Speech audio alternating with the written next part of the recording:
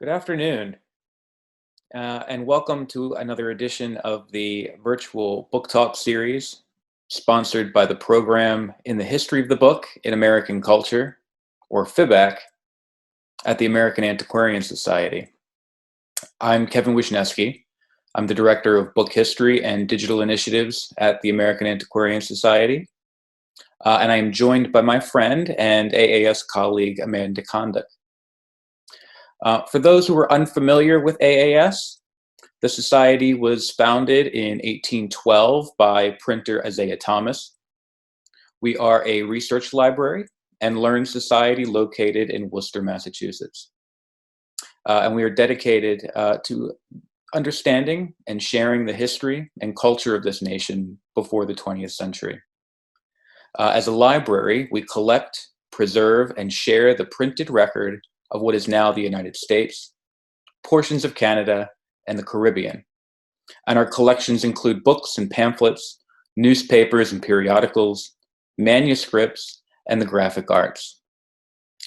Today's event features UC Irvine professor Rodrigo Lazo, and it is part of a series of monthly book talks dedicated to the history and the future of the book.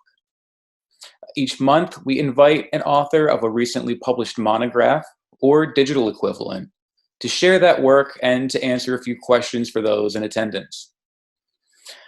Before I introduce today's guest, I would like to turn to my colleague Amanda, who will give a little quick overview on the platform we're using here and some of the available features.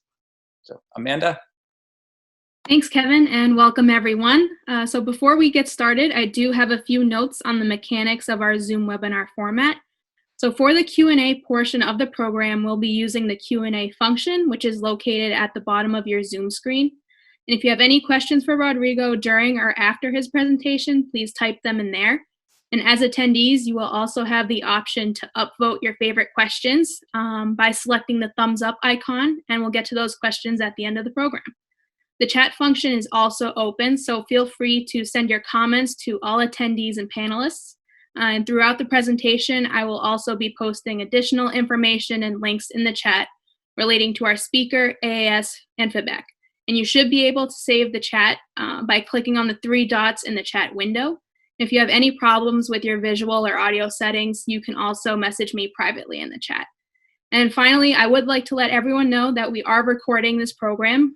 So for those who cannot attend or would like to rewatch it, we will be posting it on our AAS YouTube channel. So thank you, everyone. And Kevin, back to you. Great. Thank you so much, Amanda. Now, it is my great pleasure to introduce today's guest. Rodrigo Lazo is professor of English at the University of California, Irvine, where he has also has appointments in departments of Spanish and comparative literature. He's the editor of two collections, The Latino 19th Century, published in 2016, and the author of Writing to Cuba, Filibustering and Cuban Exiles in the United States, 2005. His articles have appeared in numerous journals and collections, including the American Literary History, the Leviathan, a journal of Melville studies, and Recovering the U.S. Hispanic Literary Heritage. Lazo was born in Ecuador and immigrated to Los Angeles at the age of 8. And he was elected a member of the society here in 2010. His book-length study, Letters from Philadelphia, Early Latino Literature, and the Trans-American Elite, which is the topic of today's talk, was published by the University of Virginia Press this past February. And Amanda will include a link to the publisher's page in the chat function for those who have not yet ordered their copy. So I will turn it over now to Rodrigo Lazo. Thank you, sir. Thank you. Good afternoon and good morning to those of us on the West Coast. And special thanks to the American Antiquarian Society and the program in the History of the Book in American Culture for inviting me to be part of this series, and also to Kevin and Amanda, who have done a really great job in setting this up and just helping me prepare for it, especially given the new technology that we're increasingly using these days.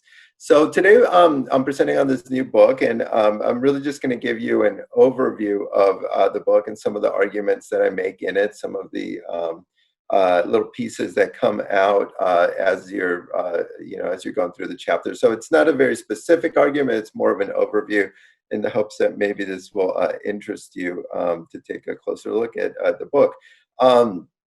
So somebody asked me recently what do you think is the most important contribution of this book? And on the one hand, I'm very much in conversation with debates in hemispheric American studies, Latino literature and culture, the history of Latinos in the United States. But in some ways, I think that an important contribution is much more basic and more general. And that is that the materials that I study in this book are a reminder that the Spanish language has always been a part of the history of the United States. And not only in territories such as Florida or California or the Southwest, where Spanish was spoken before they became largely Anglophone territories, or predominantly Anglophone territories, but also in a place like Philadelphia, which in this post-revolutionary period, a city that is usually associated with U.S. independence. Here we have Spanish as an important dimension of what was happening in this period in the early 19th century. So I would situate this book alongside a lot of scholars who are doing historical work on the Spanish language in the area. Mar Vilar Garcia has a great book in Spanish about the history of Spanish in the United States, including things like when and where was it taught and where was it popular. More recently, Maria Lozano's An American Language, the History of Spanish in the United States, starts in 1848 to look at the language in a kind of with a historical lens on the use of Spanish. So my work, however, really brings it in a very specific site, the Philadelphia scene, and offers readings and interpretations of many of the books that were published there. And I'm going to talk a little bit about those. So in my book, Philadelphia becomes Filadelfia with an F, which Hispanicizes its most nationalist of U.S. cities. And that's what, in the early 19th century, was known by anti-colonial intellectuals in the Spanish Americas as La Famosa Filadelfia. So famosa can be translated as famous, but really here it's being used more as well-known or celebrated, often discussed. And that is an important thing to keep in mind, just because Philadelphia became very much a kind of a model that a lot of intellectuals wanted to take up. So the implications of this famosa is also that it circulated and it was widely discussed as a topic, which I'm going to say a little bit more about in a minute. Let's see if I can just.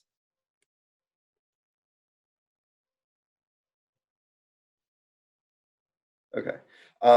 So let me just start by saying a little bit about how we got to Philadelphia and kind of a story about how my book came about. So in the mid-20th century, the historian Pedro Gracias in Venezuela talked about El Círculo de Philadelphia, the Philadelphia Circle. So historians had noted as early as the 1950s that there was this activity of publications and intellectual connection in Philadelphia amongst Spanish American intellectuals in this period.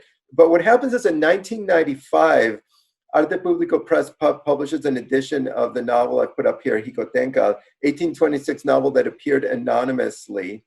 It was published in Philadelphia, 2 small volumes, roughly 5 by 3 inches. So really an interesting part of the print culture history of the United States. One of the earliest Spanish language novels published in the Americas. And this book is, for example, there's a copy at the American Antiquarian Society, which I worked with. So this edition was part of the Recovering the U.S. Hispanic Literary Heritage Project, which has an ongoing effort to locate and republish and study this history of writing by Latinos. In the introduction to this book, Professors Luis Leal and Rodolfo Cortina wrote several paragraphs talking about this Philadelphia scene, meaning that they quoted some writers who were there. They talked about some of the figures that came through, and they also listed a lot of other titles in an effort to situate what was actually, situate the context under which this novel was published.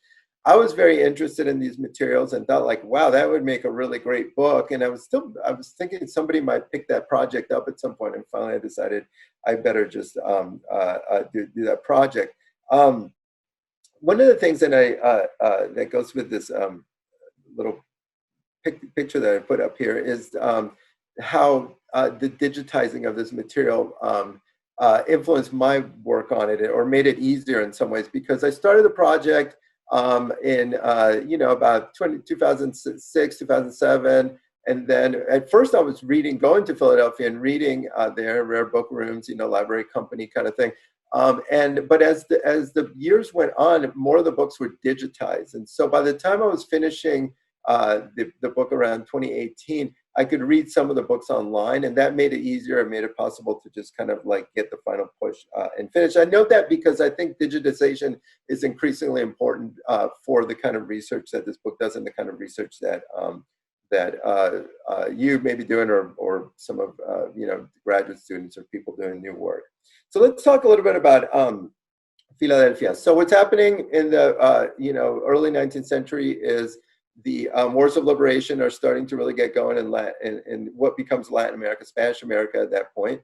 There's a lot of military action going on, but the intellectuals are also trying to publish books and get their materials out in terms of conversations about moving away from Spanish colonialism and starting new societies. So Philadelphia becomes both a symbol, so it becomes like Philadelphia is the symbol of revolutionary change in the Americas. That, they position it as the city that can rival Europe as a magnificent city that shows like the value of Republican government. At the same time that it's very much a material condition. So it's almost an urban living lab for them, where they come to Philadelphia and they talk about it as an example of Republican life and liberal economics. And then the printing presses are very much part of that material life, because part of what they're doing is that they're coming here to Philadelphia to publish numerous books, pamphlets, periodicals, and so the print culture becomes a really important part of it.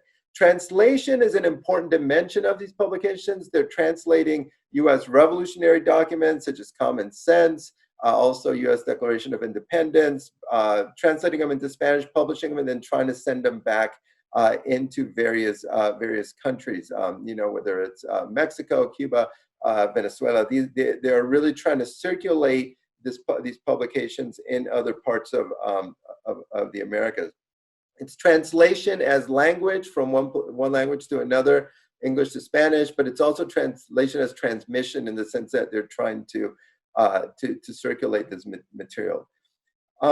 So rhetorically speaking, they did not shy away from situating the U.S. Revolution as an exceptional event. They did kind of claim this is exceptional. It's the light shining, revolutionary freedom on the rest of the world, this Philadelphia freedom kind of discourse. And so they were very celebratory about it, to the point where they did not really spend a lot of time discussing problems in the United States. It's their writings about the United States are all about how great it is. It's not about for example, they don't discuss slavery a whole lot. They note it here or there, but with some exceptions, which you can read about in the book, slavery does not become a major part of what they're doing, in part because I think that it's a rhetorical effort, but also there may be other reasons why these problems are not being discussed, which I'm going to get into in a minute. So one of the arguments that I make in this book is that there's a separation between the abstract notion of Philadelphia. So almost you can think of it as,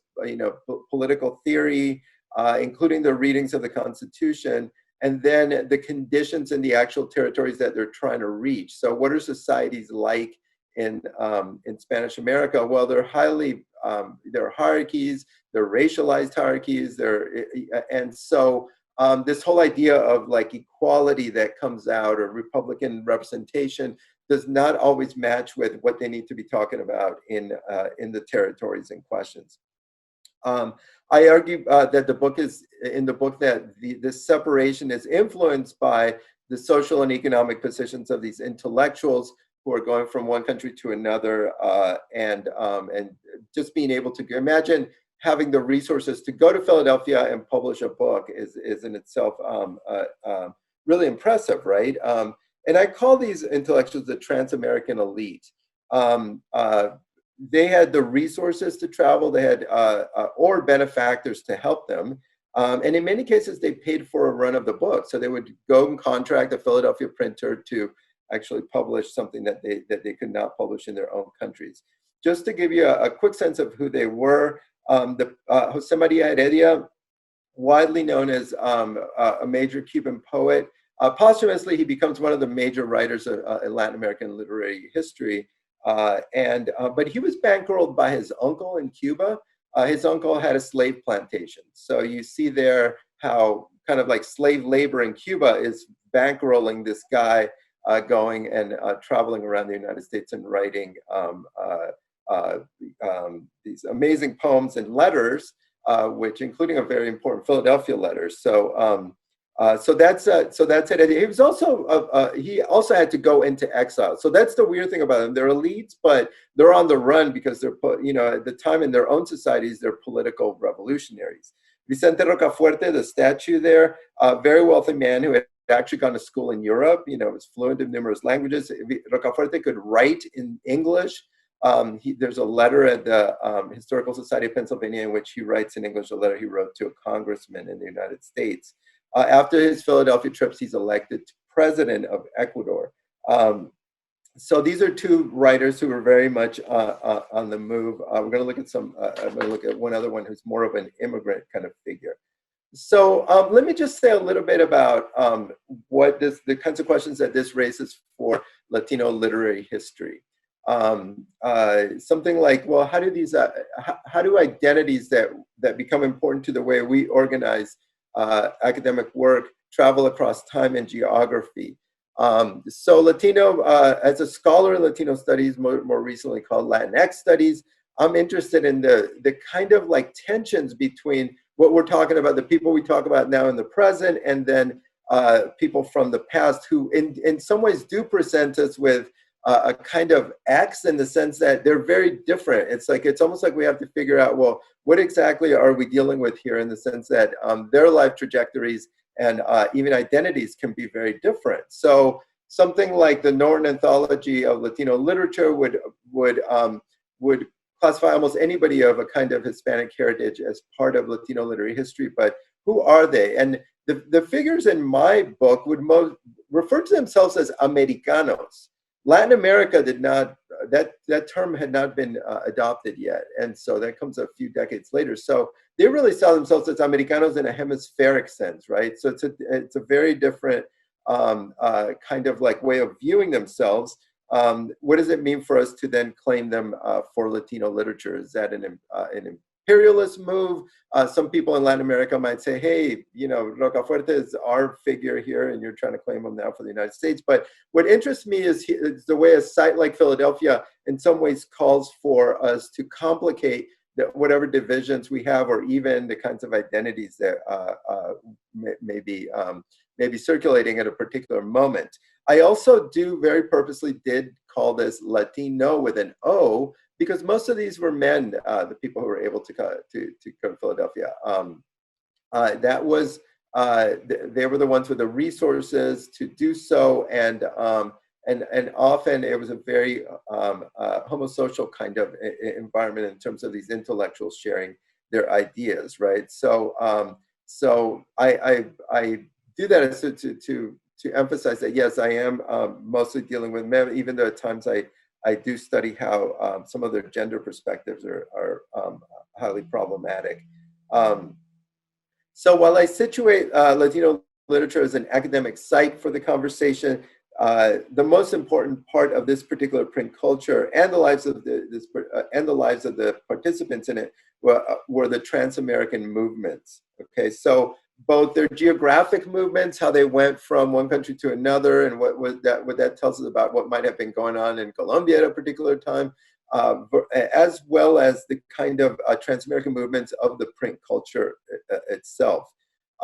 Right, so whether we have people going into exile or people actually settling in Philadelphia, often the communication circuit, to use the term from Robert Darnton in terms of a kind of print culture, you know, in terms of a circuit, where does writing start, where does the print take place, where does the circulation take place? that circuit really spanned across several countries. So in some cases, we had materials that were written in one country, then printed in Philadelphia, and then circulated in another country. So it's almost like if you look at a kind of circulation, printing and circulation process spanning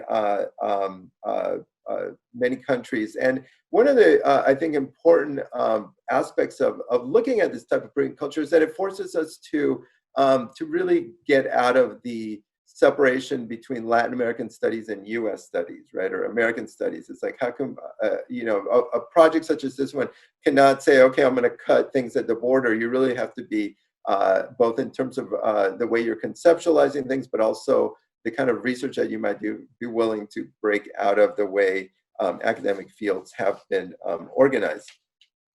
All right, so why were they going to Philadelphia? Well, you have a major case of a kind of push and pull, right? The attraction were the printing presses in Philadelphia, numerous printing presses, but also the restrictions in Spanish America. So printing was restricted in several ways. One was very limited number of presses. Some major cities did not get presses until relatively late in this process.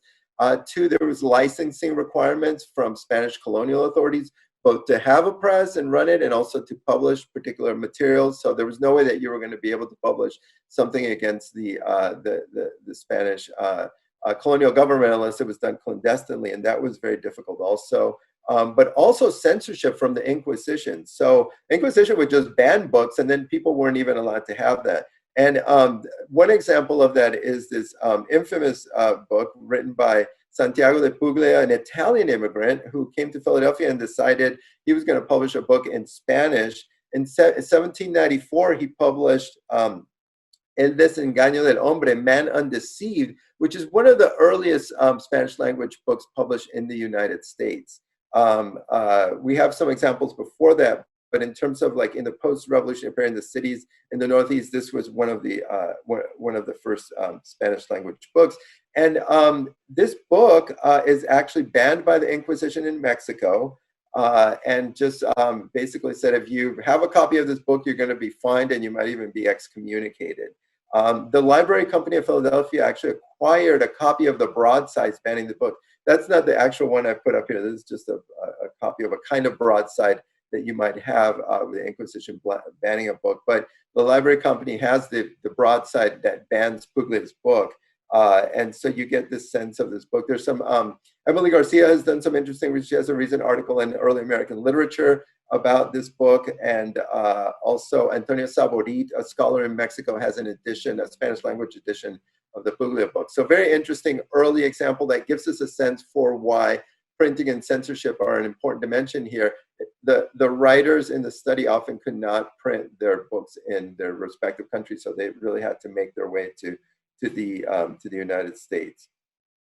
This desire to communicate across countries, I think, begins to connect to the proliferation of titles with the word cartas or letters in them. So I'm just putting up a few here that are published in this period. And so for me, this, oh, by the way, in the book Letters on the United Provinces of South America, the 1890 book, it's by Vicente Pasoscanqui, who's actually an intellectual of indigenous background who makes his way to the United States. Again, he's an elite, a Transamerican elite also, but does have indigenous background. And that book is a translation of his Spanish language book that he puts together while he's in the United States.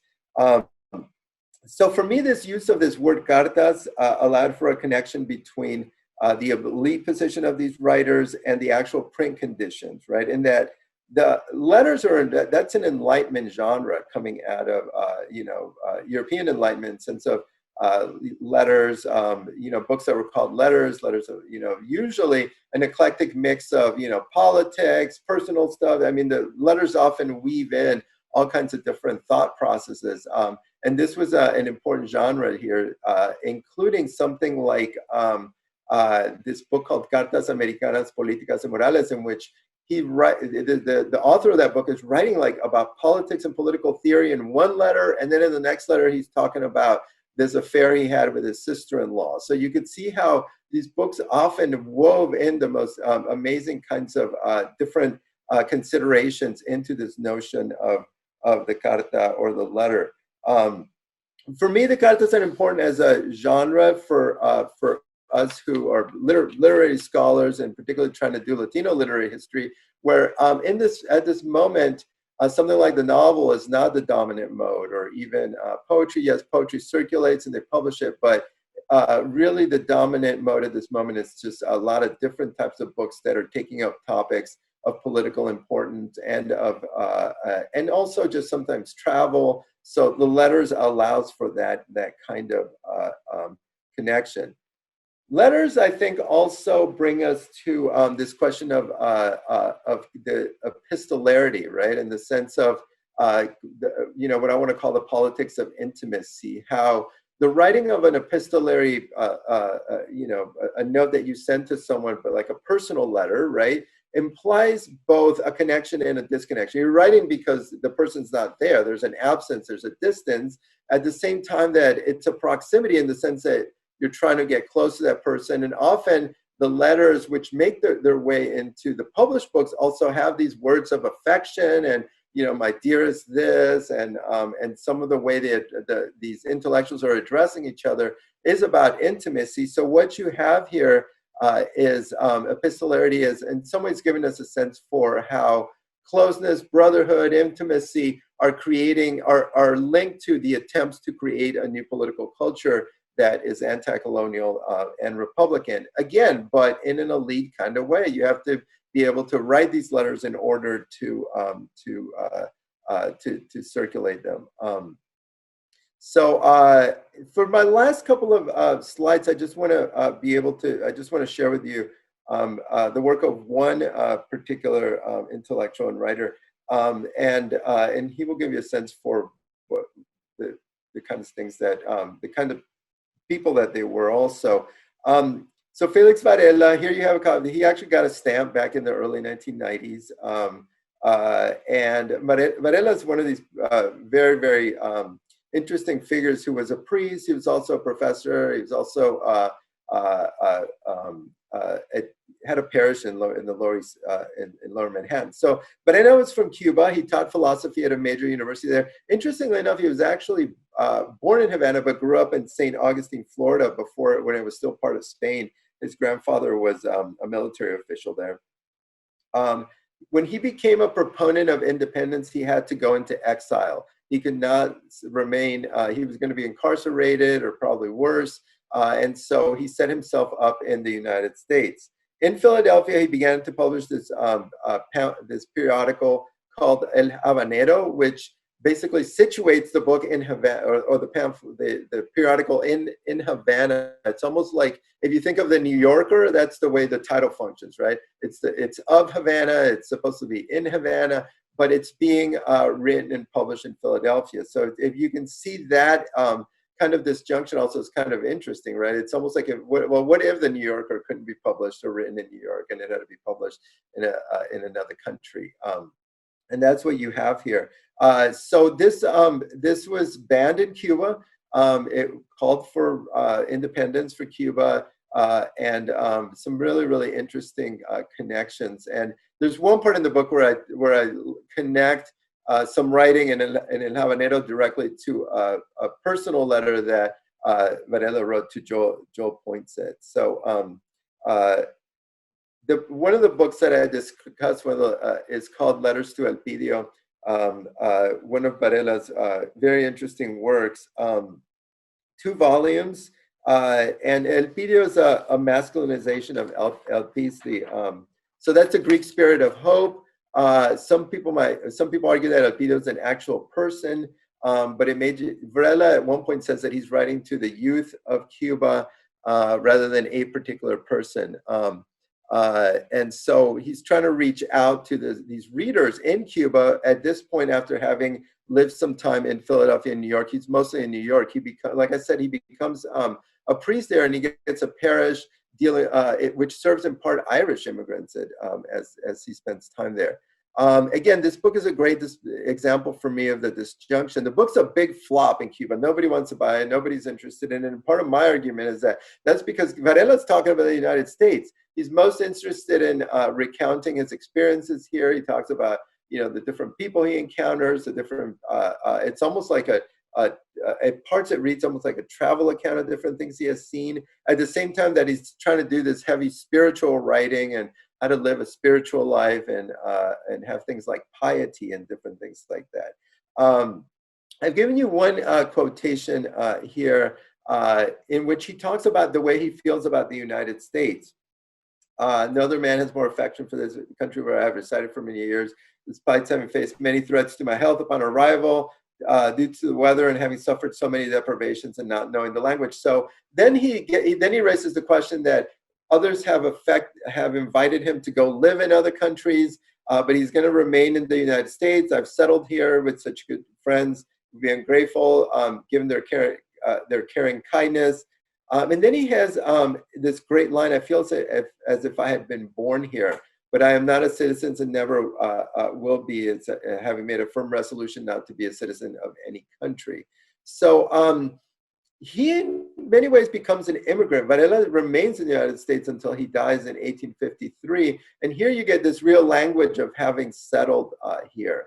Again, the care and kindness, that's part of the affection that I think is contributing to, in this case, his feeling of feeling at having become a kind of a resident in the United States, and denying that he was either going to become a citizen of some other country or the United States, but nevertheless saying that he has these amazing feelings.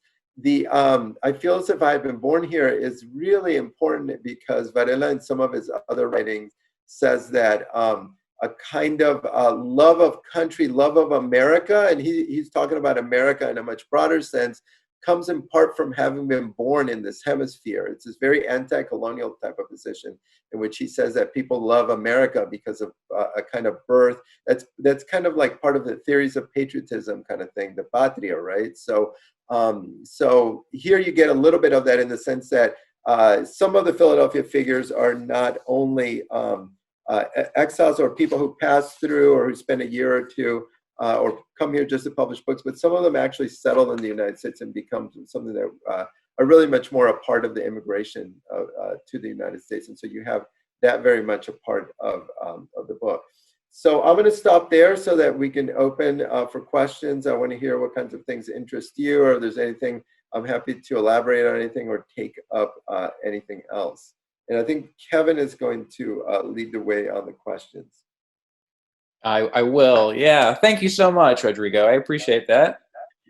I do want to remind everybody here that you are able to now upload or add your questions to the Q&A feature down at the bottom of your screen. So please do so. I do have a couple of questions to kind of start things off while we're waiting for others to add their own questions. Before we kind of get into the content of the book itself, at the very beginning of the talk, Rodrigo, you had mentioned how over the course of writing this book, how actually conducting research in various archives evolved, and in large part that's due to the digitization of materials. So I was kind of hoping just to kind of get started on that. In terms of how that digitization and accessibility to collection items really, in many ways, maybe eased the process. But I'm also simultaneously interested in how that accessibility also raises other obstacles and other challenges. Because I know in your book in particular, there are really nice passages where you add these little details about what these items look like. You describe, what the paper material looks like. You tell us the actual dimensions of small books and kind of remind us that, this could have been something that, folks would have kind of, put in their pocket and carried along with them, right? So I was wondering if you could just talk a little bit about, what's gained, but also what's potentially lost in that accessibility. So I'm a firm believer that we have to do both. And I'll say why it's important to do both. It's that actually seeing the printed material as it was can raise all kinds of questions. I think that those of us who do that work also, sometimes there are notations, who owned the book, you know, questions of provenance, all kinds of different things that you can get just from getting the actual material. Was it, it tells you a little bit about the quality of the paper. All these kinds of questions can come up and be very, very or these kinds of considerations can be very informative in terms of getting a sense of the print culture. So I never want to cut out that part of the book, of the research, right? And so I think we have to do both. Having said that, what happened and what changed is that some books that were rare and were only available or in some of the libraries then were digitized. And so it made it a bit easier for me to finish the project, in the sense that I was, prior to that, I either worked on the book in the you know, rare book room. That was difficult for someone in California who needed to be on the East Coast. When I started this project, I was like, oh my God, I wish I lived on the East Coast in order to be able to complete this research. And so digitization makes it easier, particularly with longer books or things that you really need to spend time with. Otherwise, I would go there and just spend hours kind of like trying to, you know, just really copy almost word for word certain books, so I would have them and be able to work on them, particularly if you want to work with the specifics of the language. So I do think that challenge, that one of the possible challenges is that people will give up on the importance of going to see the actual material. Great, thank you. We've got a couple of questions coming up. I do have one interesting observation as well, and I always like to try to you know, connect the various guests I've had on the series the past months. And one of the things that I feel like I've identified over the last 6 months that each author has kind of grappled with in their own way, or maybe it's my the way I want to read them, but it really comes down to the question of what counts ultimately. So in your case, I think you make you know, it's a really complicated series of you know, of observations and arguments, considering you know, what counts first in terms of you know, challenging the field of, you know, what counts in the American canon, specifically looking at you know, I think the disavowalment of Spanish language texts. I think there's also an argument about what counts in terms of genre. You're talking about a lot of epistolary writing and pamphlets and sermons, a lot of personal and private exchanges, you know, as well as public materials. And then the question of authorship versus, you know, what do we do with those, you know, anonymity and those anonymous works and the like. I know that there's a lot built within that. I think one of the things that kind of really interests me, though, is what counts in terms of early Latino literature. And it's the title of the book specifically. I was really hoping to maybe hear from you a little bit more in terms of the challenges of working with literary texts and identifying what counts in early Latino literature. And I think you do at times make reference to this at times regarding, you know, pre kind of 1960 versus post 1960s works. So ultimately, yeah, could you talk a little bit more about helping reconstruct that? Yeah. Yeah, thank you for that. I think it's an important question. So there, you know, scholars such as myself, and I'm here thinking of, you know, there's a group of us that came up in the 90s and decided we were going to work on Latino literature history. And, you know, Kristen Silva Cruz, Raul Coronado, Jose Aranda, there are several of us that are in conversation and, you know, trying to do this kind of work. And as we're all working across languages, so we're working Spanish, English, that in itself breaks down the kind of monolingualism of some, like myself, I came out of an English department. I'm still a professor of English. So even when you say what counts, luckily, I've been in English departments that were very open to my doing that kind of research. That has never been a question. And so, but I think what a lot of us came across is like, well, we're not going to be able to just work on the dominant genres of 20th century literary history. drama, poetry, and fiction. It's like, if we're going to go back to particularly the 19th century, but the early 19th century, we're looking at a lot of different generic possibilities. And so what counts in terms of here is trying to connect the printed material to the lives and experiences of the people who publish them, right? I'm always very text-centered. My friend Jesse Aleman is always reminding me, it's the people you need to write about. It's not just the text, write about the people. So how do we connect, these texts to the people? And in some ways, the people are not producing, what we might call literature in the kind of 20th century sense. And so a lot of us had to just broaden that sense of what were we going to count, what were we going to include, including something like, letters and, or even something that wasn't published, right? What are the scraps, what are the remnants that the archive leaves us that are not going to be able to be, really defined in a way that we might in the present? It's a great historical question that I think connects to also how do we rethink notions of identity, looking at the past from the present, and then how do those identities speak back to us?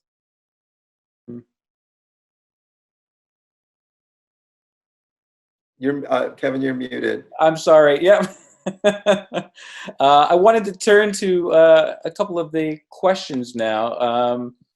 The first question is in regards to typesetting. So, do you know if there were Spanish-speaking workers at the printers? Any commentary by the authors about the amount of proofreading required, or even comments from you about what you see on the page? So that's to me one of the most fascinating things about the typesetting is just for those of us who work in the Spanish language, it's a very different orthographic style and accents and different things. So you have it looks different. It's like you don't have it. It almost looks like you're missing an accent. You're missing something here or there. And at times you could see from the printed material that they had tried to, maybe try to stick in a letter that maybe looked a little bit like something. You could tell at times who was, there is one pamphlet that I talk about where you could tell whether he had gone to a lower quality printed because they hadn't switched over from the long S yet. But the question about the typesetters is a fascinating question that there are references, and I know there's a reference in one of the letters to somebody that has been hired to work a printing press. But I didn't see a lot on that, and I've always wondered here, and here's some, it might have been something that like some a little bit more research in terms of that particular print culture history, that typesetters were just working on the letters, right? Almost like they got the Spanish language and would just put the letters in as opposed to having to really read it. But I never saw references to that. I do think that a press like or a printing establishment like the Matthew Carey seemed to be very eager to, the Carey's publishing house is very eager to do Spanish language materials. Great, thank you. The next question is the following. Did you come across visual illustrations in any of the published materials? And if so, what kinds of images were they? Were they truly illustrative of anything, anyone, anywhere? Were they symbolic? Were they ornamental? And so on and so forth. So I think that the ornaments are, of course, some printers' ornaments and the title pages. Very few. Just nothing's ringing a bell in terms of a kind of illustration. In part because you're talking about 1810s, 1820s, and I just don't think there were, at least in these materials, there just weren't, there wasn't a lot in terms of illustration, so you wouldn't have like, in some cases there were maps, but very little in the way of illustrated material. It was mostly just, the printed word. But maybe that's it. Actually, I'm going to take that back. There were the gift books. Okay, so the place where you see the illustration, major illustrations are in. I read a little bit about these gift books that were part of. At that point, it's the gift books are much less. They're Spanish language gift books that are much less about politics and much more about a kind of commodity production, right? Where the gift books were something that you would have to kind of show off. They were like almost like commodity fetishism. You have this beautiful gift book, and those did have these amazing illustrations that were sometimes copies of paintings or copies of paintings, and so those have really amazing illustrations. And that's, I think, some good research for somebody to do, is to get into those gift books and do more with them. Because I read a little bit about them, but I was trying to more just point out as how this was one more example of a kind of Spanish language publishing that Matthew Carey took on in I believe it was 1831 by that point, and so where the Spanish language now becomes almost like part of the book selling apparatus, rather than the more political content of some of the Transamerican elites who were publishing materials. So thank you for that. It just kicked me back to the gift books. But in terms of a lot of the political material, there wasn't a whole lot in the political materials in terms of illustrations. Great. Next question comes up. You mentioned the elite status of most of the figures in the book. Were there any exceptions? Were there any self-made men, so to speak, among the Republicanos? So again, these it's always a complicated question for me, because in the sense that, yeah, they're elites, but they're also on the run. Sometimes they're broke. Some of them lose money. One dies in a lot of poverty. So their subject positions also change. Some of them were very prominent in the U.S., but they were still getting this kind of anti-Spanish response at various points. So you almost have to take that elite position and see how it's traveling and how the person is having any specific experience. Most of the writer types were very prominent, meaning these intellectuals that were writing, that were publishing, but along with that there were these small pockets of populations. Now, the population in Philadelphia, for example, wasn't huge. If you look at the Philadelphia phone books, you're not going to get a lot of Hispanic surnames. You get some here or there, but there were like a growing population, and that's what I didn't focus on, but it raises an important question. Well, who were the other people around who were in terms of the people who may have been in the area or may have been even buying these books. Clearly, there was a bit of a book market, both for people learning Spanish, but also for some people who may have been in the area. And in that sense, but I think most of the writers, particularly the ones that I focus on, are very much part of a highly educated group. Great. I have a question as well. You had mentioned, and you mentioned it in the book as well, the idea of networks. And I think many of us in the field of book history are very interested in trying to collect as much data as possible regarding whether it's Darnton's communication circuit or Anderson's imagined community, trying to reconstruct who these people were, how books traveled or how materials traveled, reconstructing personal and professional relationships, how items and people were received, trying to figure out, readership, who was reading these materials. Another big question, but what can we learn about those networks if we trace the intellectual exchanges from the figures in 19th century Philadelphia? Mm-hmm. So I just couldn't help but feel that there's this really funny moment that I read a little bit about, and that's so Servando Teresa de Mier was another priest who came and published quite a bit. He's one of the figures that I focused on quite a bit in the last chapter, and he stays with Manuel Torres, who's the major figure in Philadelphia. Manuel Torres, I haven't said much about him today, but he was the person that everybody went to. They stayed with him. He had like kind of a salon. He was where a lot of this exchange took place. And at one point, this Servando, Servando's a little bit nuts. He was all over the place. He was constantly getting thrown in jail by the Inquisition and escaping. He's almost like this figure that's like out of a movie or something. He goes to stay with him, with Manuel Torres. And then he goes from Philadelphia. He leaves Manuel Torres and he goes to Baltimore, this Servando guy. And there are these letters from Manuel Torres to him about a couple of books that Servando has just taken. And Manuel Torres, the letters are like, I really need that one book. It belongs to William Duane and I need to return it to him. And then, you know, the other one, and finally, like in a letter, he's starting to bargain. All right, you can keep that one because you should have a copy of that book, but please send me the other one. And it's almost like this priest is just absconded with his books. But I think what that gives us a sense of is the way these networks were so much about exchanging thoughts, not only in person, but also through the exchange of books. And that's why the book here becomes part of that network, right? In the same way that you might write somebody a letter, well, you give them a book or pass on a book. And that's the kind of connection that is taking place, to the point of almost having someone in your house and running off with your book, right? Well, here you're kind of printing books to circulate them and to create that kind of connection with kinds of people in different parts of the Americas. So it's very much a network that seeks to do that kind of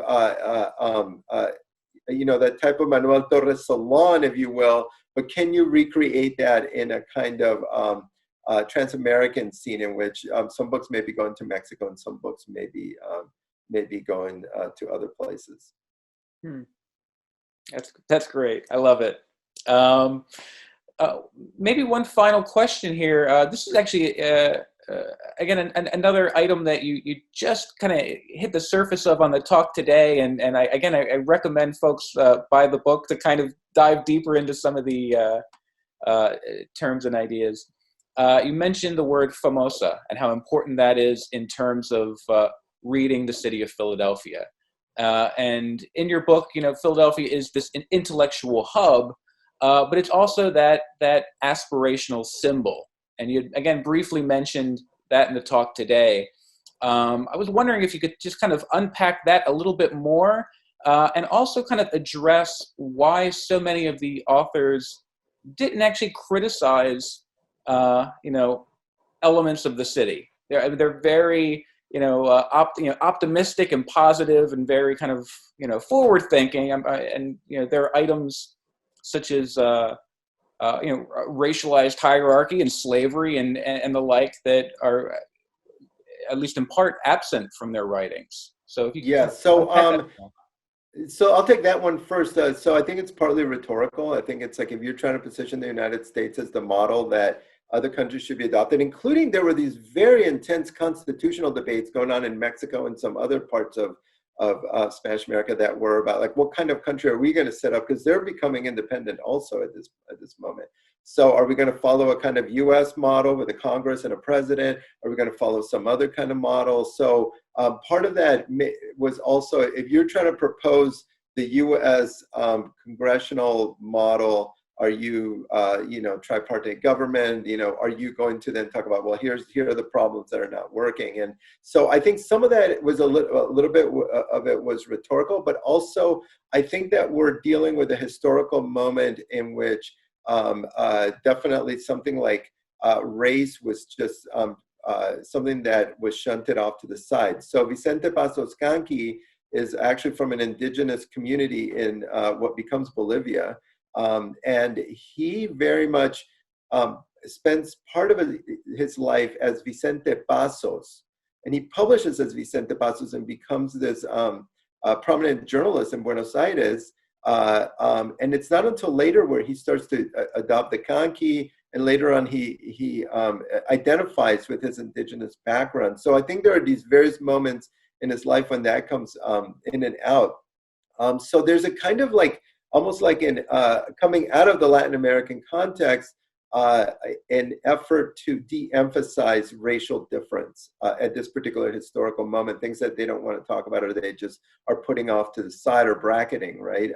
So I think that becomes, I think, part of the reason. I think that's what's linked to the elite. That's why, for me, it's really important for us to know that we're, in some cases, or in the cases such as my book, but in cases of others, we're writing about trans-American elites. And so how do we link them to whatever other politics people may have in the current moment in relation to Latino literary history? Can you remind me of the first part of that question? There was like, because I went off on the second part about, the... Oh, I guess I was really kind of interested in how Philadelphia really kind of occupies that the symbolic idea, but also kind of the actual kind of literary hub, for this group. So the symbolic idea circulates a lot through the Constitution and the Declaration of Independence, where the documents are very much linked to that, right? So in that sense, it becomes a model. It is, in some ways, it's saying like, here, Philadelphia sets us up a model for what the types of societies that we can create.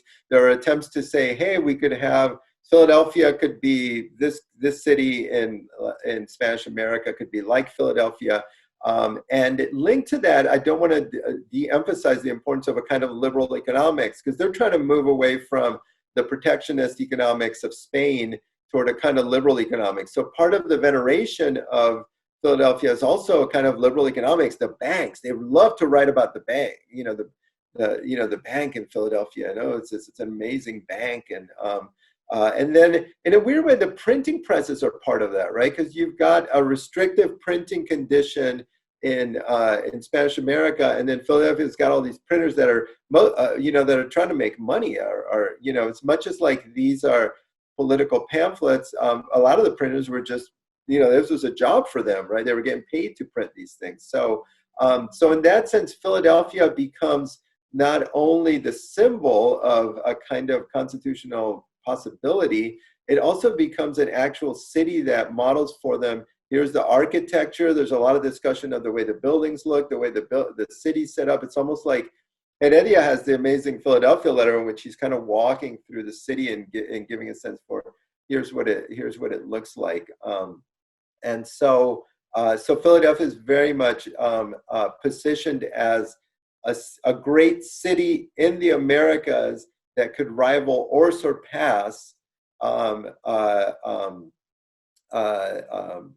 European capitals, right? So it's this very anti-colonial, anti-European kind of positioning of hemispheric Americas as being, and there's a big long intellectual tradition of this, the dispute of the New World. The Jefferson gets into these debates about who has the larger animals and the kind of Americas versus Europe kind of. There's a very, very lengthy intellectual tradition, and they're plugging into that in terms of saying Philadelphia is an example of why the Americas are just as great as what Europe can offer. Great. Thank you so much. There are so many other questions to kind of dive into the book, but also I think the importance of translation studies here, which we're just going to have to invite you back, I'm afraid. So with that, I would like to invite Rodrigo for joining us today. His talk will be published on the AAS YouTube channel in the upcoming weeks, so look out for that email. Those who haven't purchased the book yet, you can find a link to that in the chat again in a moment. Our next guest in the FIBAC Virtual Book Talks will be Bridget Fielder, who will discuss her book, Relative Races, Genealogies of Interracial Kinship in the 19th Century America. That talk will be on December 3rd, and that will be the final talk of the year. So I'd like to say thank you again to Rodrigo. Thank you. And thanks so much for joining us, and thank you for making this such a successful program. It does. Yeah, thanks to all of you for coming today. So it's great to see you. So remember to check out our future AAS programs. You can sign up to the FIBAC mailing list. Until next time, thank you so much, and please be well. Yeah.